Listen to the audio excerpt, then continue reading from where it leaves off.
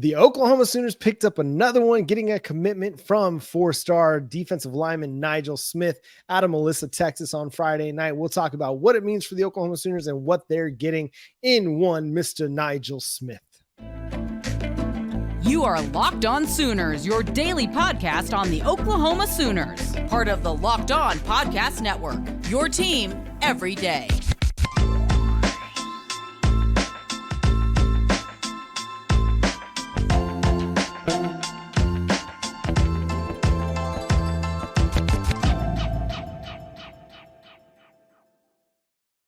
What's up, Sooner Nation? Welcome to Locked On Sooners. These days, every new hire can feel like a high-stakes wager for your small business.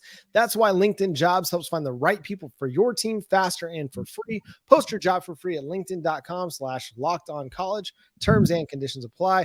Josh, the Oklahoma Sooners get another one in top 100 prospect Nigel Smith out of Melissa, Texas, the number 83 prospect in the 247 Sports Composite, number 12 defensive lineman, and number 16 player in the state of Texas, now committed to the Oklahoma Sooners. Elite defensive end that you're bringing into this class, edge rusher for Oklahoma. You know, great size and length on the perimeter, 6'5", 260, with, obviously room to add some strength, some mass there. But the pass rushing ceiling is very, very high here. The get off, the twitchiness, the bull rushing capabilities. Yeah, this is a good one that Oklahoma fans are getting in Nigel Smith, a legitimate top 100 blue chip talent. Yeah, he's somebody that shows all the different tools you want to see out of a pass rusher. You know, he is physical at the point of attack. He's got a good swim move. He's able to, like you mentioned, bull rush. He's able to dart between offensive linemen with his athleticism and his quick get off. He's just a really, really good player. And as we mentioned a little bit on our Thursday night or Friday show, that maybe a little bit overlooked, but shouldn't be, because he's a very important prospect in the 2024 class and somebody who was a high priority for the Sooners dating back almost to the beginning of the Brent Venables era in Norman. They've been trying to get this commitment for some time, and it's a big win for the Sooners, for Miguel Chavis, for Todd Bates, to get a guy that, again, they love to have these 6'5", 260 type defensive linemen that can play defensive end in a 3-man alignment or a 4-man alignment, and then bump inside and play a little bit of defensive tackle when you're in pass rush situations. So I think he's going to have the ability to be that type of player, that versatile type player that the Oklahoma Sooners, that Brent Venables want to have at defensive end, that allows them to be more multiple as a defensive unit. Yeah, he was the, just to give you an illustration of his high school career, John, he was the District 7 4A1 unanimous defensive lineman of the year as a sophomore. So this is somebody that's been playing some big time football. And of course he was, District 7 5A2 defensive lineman of the year as a junior, Texas Sports Writers Association Class 5A first team All-State selection. So in a state where it's known for producing some of the greatest football talent, yeah, Nigel Smith has been one of the top talents in the state of Texas. I'm looking right now. He's regarded in the 24/7 Sports Composite as the number 16 player in the state of Texas. So just an elite talent that Oklahoma is adding to, again, a growing collection of very, very talented defensive linemen across the board, John. Yeah, you add, if you got Nigel Smith and you didn't have David Stone or Jaden Jackson or Wyatt Gilmore, I mean, Nigel Smith could be your cornerstone piece of a defensive line recruitment, because he is that good of a player. You mentioned it, number 16 in the 247 Sports Composite in the state of Texas. There are thousands of football players in the state of Texas, and a lot of really, really good ones. To be in the top 30, 40, 50 in the state of Texas is big time. To be in the top 20 is big, big, big time. And that's what Oklahoma is getting in Nigel Smith, a guy who's a big time player and is going to be a big time playmaker for them as they make their move into the SEC. But you add him to a class that also includes Wyatt Gilmore, the number 2 player out of the state of Minnesota, Jaden Jackson, my favorite player in this recruiting class, David Stone, a top 10 player in the recruiting class. And I mean, you're cooking. Like, you are absolutely cooking at defensive line. You add that to what you got in the 2023 cycle with Adepoju Adebare and Taylor Wayne and Ashton Sanders. That adds to what you got in the 2022 class with Grayson Halton, who was a 4-star prospect, R. Mason Thomas, who we're about to see blow up.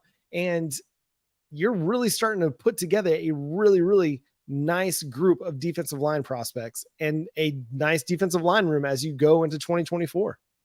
Yeah, as you make that jump into the SEC, you've got the types of dudes that you need to have to navigate you through a conference where you just simply have to be great at the point of attack, especially defensively in the trenches. You just have to have those kinds of guys.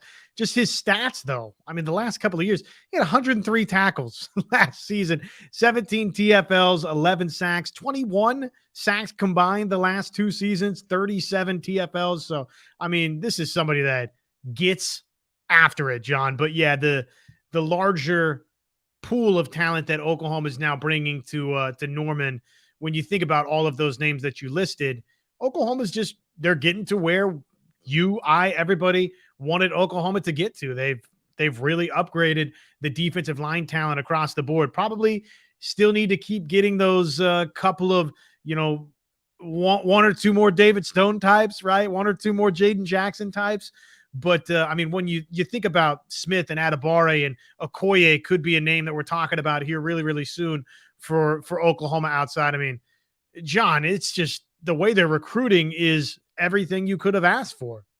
Yeah, it can't get much better. I mean, it can. You get a flip, you get another big time 5-star prospect to join your class, and it can get better.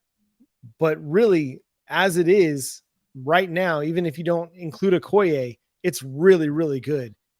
And you got to keep building on that. But with what they've done in their first 2-3 years, and I even still give them credit for getting Derek LeBlanc. I mean, for whatever reason, that didn't work out at Oklahoma, and he had to transfer. Whatever it was, it just wasn't going to work out at Oklahoma. But again, it's still, they got that blue chip prospect committed to the defensive line. Now you want to keep those guys in house and you want to build upon that. But I still go back to the 2022 class where he had a Grayson Halton, who I think is going to get some significant run this year. You're going to start seeing him start to contribute at defensive tackle. And what Brent Venables, Todd Bates, and Miguel Chavis are building, this is the year that we start to see that unfold. Still, a lot of what we're working with is, Isaiah Coe and Jordan Kelly, guys that were recruited by Calvin Thibodeau and Alex Grinch. And not to say that those guys can't be impact players or big time players, but I mean, you're starting to see the Brent Venables recruiting classes begin to take form and be a big part of this defense's success. And that's going to happen in 2023 and even going into the future. Getting Nigel Smith added into the talented group of prospects that Oklahoma's recruited on the defensive side of the ball. Again, big time. It moves Oklahoma up to number 8 in the recruiting cycle, according to 247 Sports team recruiting rankings, just ahead of Michigan, just behind Tennessee. The teams that are just behind Oklahoma right now, after the Nigel Smith commitment, Michigan at number 9, LSU at number 10, Penn State at number 11, Oregon at number 12, Notre Dame at 13. So pretty good company to be in. You got to keep getting better so that you can join those Georgia, Alabama ranks of recruiting classes. But if you told me Brent Venables was going to come in and have 3 straight top 10 classes to start his career at Oklahoma, I don't know how you could be more satisfied than with that, if that was the floor. And we saw in 2023 what the potential could be. It's not over yet. There's a long time to go until early signing period, National Signing Day, but still really strong place for the Oklahoma Sooners to be in September. Well, we do know how Oklahoma fans could be more satisfied as if you had a Hicks or Winery. But generally speaking, yes, the baseline for Oklahoma, if it's 3 consecutive top 10 classes, you want to keep climbing that final climb, right? To get into, that category with probably the Alabamas and Georgias and maybe an Ohio State of the world, just in terms of a talent acquisition. But Oklahoma's not far off. And this staff has done a really, really good job. And Nigel Smith is the latest example of that. And as this staff, I think, has also shown us, John, not the long-term plan, but Oklahoma can fortify out of the transfer portal a little bit, right? I think you see, just to use a rounder-ish number, you see 15 turn into 10, turn into 5, to where Oklahoma tries to be a little less happy out of the transfer portal, a little less additive out of the transfer portal. But to go along with what you're doing with the Nigel Smiths of the world, the Adabares, the Stones, the Gilmores, the Jacksons, you can here and there find one, Bothroyd to help you out a little bit, or a Ford, or on and on and on, right? Oklahoma's shown they can do that too. So as these guys are getting older and developing, oh, by the way, the transfer portal allows you to supplement a little bit too. So yeah, Oklahoma, what they're doing talent-wise, John, the acquisition component, it's in such a better place than it's been over the last, decade or so, especially, along the defensive line. Yep. And that's what you got to do. You got to build it up in the trenches so that you can go into the SEC and compete with the best of the best of the best. And Oklahoma's going to go to battle with SMU on Saturday night at 5 p.m. Central Time on ESPN Plus. Subscribe to Locked On Sooners wherever you get your podcasts. We'll have more recruiting stuff to cover as Daniel Akinkunmi's commitment is going to be around the corner. Danny Okoye as well. And who knows what Oklahoma adds over the final few months of the recruiting cycle heading into early signing periods. Subscribe to the show wherever you get your podcasts and on YouTube. Hit that notification bell on YouTube to let you know when new episodes drop. Give us a like, give us a thumbs up, give us a 5-star rating wherever you get your podcasts. Follow Josh on Twitter at JoshOnRef. I'm at John9Williams. The show is at Locked On Sooners. And until next time, he's Josh. I'm John. Boomer Sooner.